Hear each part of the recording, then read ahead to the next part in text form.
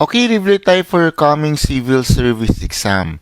Ang sagutan natin itong 3 math problems na ito dahil usually pagdating po sa exam, marami po ang mga math. Okay, number 1, if the sum of 9 consecutive number is 234, what is the middle number?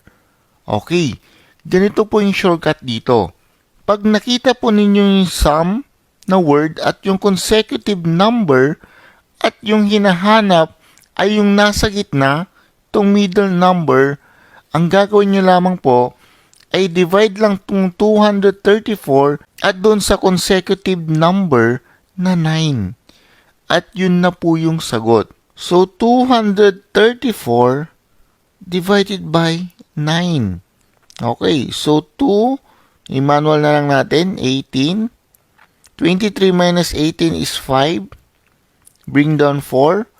54 divided by 9 is 6. 6 times 9 is 54. Okay, so 0. Therefore, the answer is letter C. Okay, ganun lang po yung shortcut. Next, number 2, if the sum of 5 consecutive number is 15, what is the third number? So, third number naman ang hinahanap. Basically, dahil 5 lang yan, so yung third number, yun din yung nasa gitna. So, same process tayo dun sa una. I-divide lang natin tong 15 sa 5. So, 15 divided by 5 is equal to 3. Okay. So, 5 consecutive numbers. So, meaning, dito mayroong 2, mayroong 1, dito may 4, at mayroong 5. Sabi niya, what is the third number? So, basically, itong 3.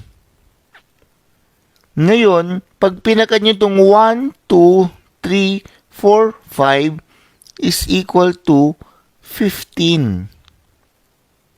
Kasi sabi niya, if the sum of 5 consecutive number is 15. Okay, the answer is letter A. Okay, number 3 naman tayo. If the sum of 4 consecutive number is 34, what is the second number? Okay, so 4 na yan, consecutive, meaning wala na siyang gitna. At ang hinahanap dito, second number naman. Hindi third, hindi rin middle. Paano pag ganitong problem?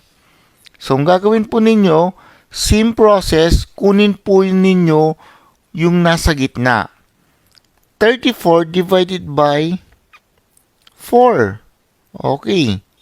Is equal to 8.5. Ngayon, tong 8.5, nasa gitna yan ng 8 at 9. So, dito yung 8.5. At ang sabi niya dito, if the sum of 4 consecutive number. So, basically, pag 8 and 9 yan, dito mayroong 10 at dito mayroong 7. So, ito yung 4 consecutive number. Pag pinag-add daw natin itong 7, 8, 9, at 10 is equal to 34. So, tama nga naman ito. At ang question is, what is the second number? So, definitely, ang second number is itong 8. The answer here is letter D. Okay. So, yan po yung mga shortcuts natin pag nakita po ninyo na ganito po yung problem. Okay. I hope you got this one and follow for more tips, updates, and tutorials for your coming exam. God bless!